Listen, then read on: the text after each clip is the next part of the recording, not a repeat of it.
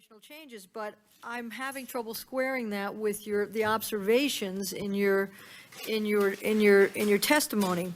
Right now, we have a situation where there is no accountability for the entire government's intelligence, except in the person of the President of the United States and the National Security Advisor as his aide. And my question to you is, how do you get the organization, the imagination, the leadership, the urgency, if you haven't invested someone with authority to move resources to where they need to go? You say in your testimony, you're not going to get the resources away from a certain agency that has them, the Defense Department, to the place where they might be needed at the observation of the DCI, for example, who doesn't have them, because the Secretary of Defense is not going to part with them. We are faced with that. We have to remedy that. We have to address that. You've sat in both places, as has Dr. Deutsch, from whom we'll hear in a few minutes.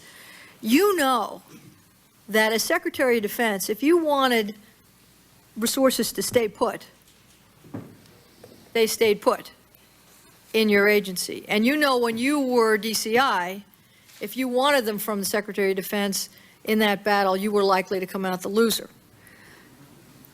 So my question to you is, what are we supposed to make of that? How do we remedy the fact that there is no accountability anywhere in the government for the intelligence product right now, except at the presidential level? I think that the DCI has responsibility for the intelligence product. That the president does not deal with producing intelligence. The president has got too many other things on his mind. And the DCI is the advisor to the National Security Council, which presumably does these allocations. Now, the example that I cited was not the unwillingness of Department X to give up resources to Agency Y. It was within Agency Y.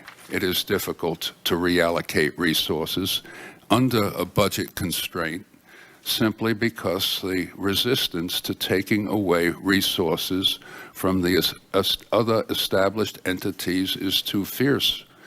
And it is, as your question implies, even more fierce when you cross agency lines. I don't know, I do not know that this issue has a resolution. It is that we will just have to cope with it. And George Shultz, when he was here, when he used to describe what is the function of government, is to cope with the same damned issue day after day, month after month. We aren't going to resolve the budget issues. Budgets are the heart of government's policy, and conceptually, we can put somebody in charge and he will allocate here and there and so forth. And you do not know, after you've put that somebody in charge, what the consequences will be of that allocation, whether you will be able to retain good people or recruit good people in the NRO, an example I cited earlier. So conceptually, you are suggesting that we have some overall intelligence, not in the technical sense, that deals with the allocation problem and far-seeingly allocates resources. I don't think that you're going to be able to achieve that. Earlier chapters describe in detail the actions decided on by the Clinton and Bush administrations. Each president considered or authorized covert actions, a process that consumed considerable time, especially in the Clinton administration, and achieved little success beyond the collection of intelligence. After the August 1998 missile strikes in Afghanistan, naval vessels remained on station in or near the region and prepared to fire cruise missiles. General Hugh Shelton developed as many as 13 different strike options and did not recommend any of them. The most extended debate on counterterrorism in the Bush administration before 9/11 had to do with missions for the unmanned Predator drone, whether to use it just to locate bin Laden or to wait until it was armed with a missile so that it could find him and also attack him. Looking back, we at the Commission are stuck with the narrow and unimaginable menu of options for action offered to both President Clinton and President Bush. Before 9/11, the United States tried to solve the Al Qaeda problem with the same government institutions and capabilities it had used in the last stages of the Cold War and its immediate aftermath. These capabilities were insufficient, but little was done to expand or reform them. Covert action, of course, the White House depended on the Counterterrorist Center and the CIA's Directorate of Operations. Though some officers, particularly in the bin Laden unit, were eager for the mission. However, most were not. The higher management of the Directorate was unenthusiastic. CIA's capacity to conduct paramilitary operations with its own personnel was not large, and the agency did not seek a large-scale general expansion of these capabilities before 9/11. James Pavitt, the head of the Directorate, remembered that covert action promoted by the White House gotten the clandestine service into trouble in the past. He had no desire to see this happen again. He thought, not unreasonably, that a truly serious counterterrorism campaign against an enemy of this magnitude would be business primarily for the military, not the clandestine service. As for the Department of Defense, some officers in the Joint Staff were keen to help. Some in the Special Operations Command have told us at the Commission they worked on plans for using special operation forces in Afghanistan that they hoped for action orders. The JCS chairman, General Hugh Shelton, and General Anthony Zinni at the Central Command had a different view. Shelton felt that the August 1998 attacks had proved a waste of good ordnance, and thereafter consistently opposed firing expensive Tomahawk missiles merely at jungle gym terrorist training infrastructure. In this view, he had complete support from Defense Secretary William Cohn.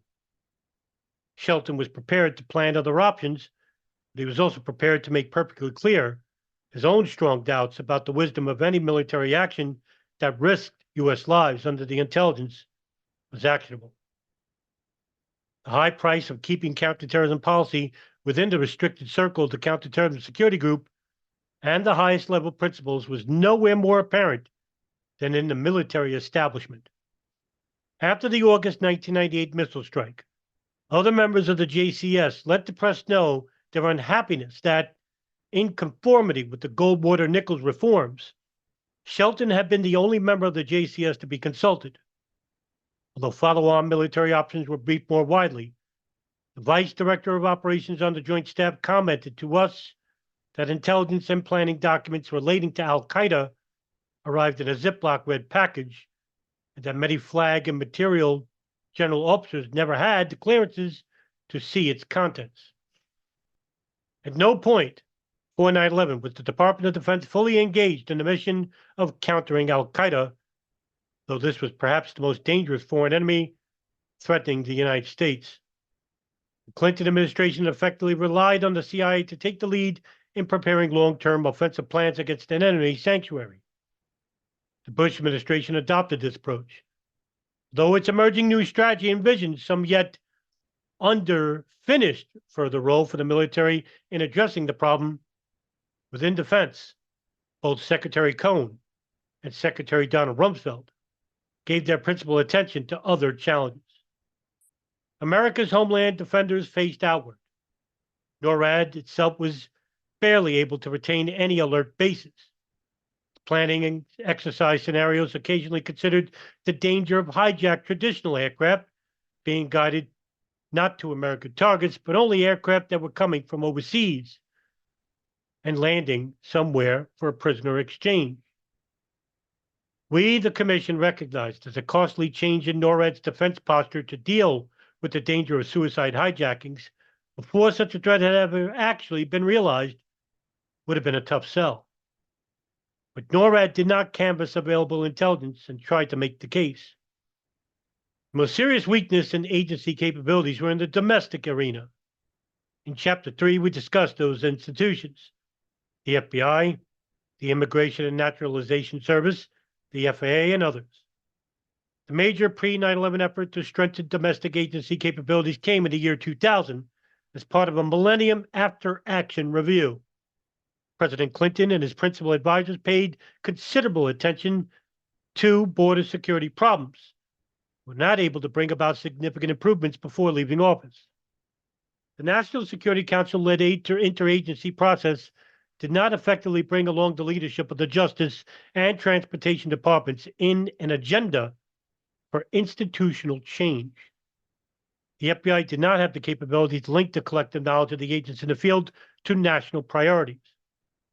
The acting director of the FBI did not learn of his bureau's hunt for 2 possible al-Qaeda operatives in the United States, or about his bureau's arrest of an Islamic extremist taking flight training until September 11th. The director of Central Intelligence knew about the FBI's Moussaoui investigation weeks before word of it made way to even the FBI's own assistant director for counterterrorism. Other agencies deferred to the FBI. In the August 6th presidential daily brief reporting to the president of 70 full-field investigations relating to al-Qaeda, news the president said he found heartening. The CIA had simply restated what the FBI had said. No one even dared look behind the curtain. The FAA's capabilities to take progressive and aggressive anticipatory security measures were especially weak. Any serious policy examination of a suicide hijacking scenario, critiquing each of the layers of the security system, could have suggested changes to fix glaring vulnerabilities. Expanding no-fly lists, searching passengers identified by the CAP system, deploying federal air marshals domestically, hardening cockpit doors, alerting aircrew to a different kind of hijacking than what they have been trained to expect, or even adjusting the training of controllers and managers in the FAA and NORAD. Government agencies also sometimes display a tendency to match capabilities to mission by defining away the hardest part of their job. They are often passive, accepting what are viewed as givens, including the efforts to identify and fix glaring vulnerabilities to dangerous threats would be too costly, too controversial, or too disruptive.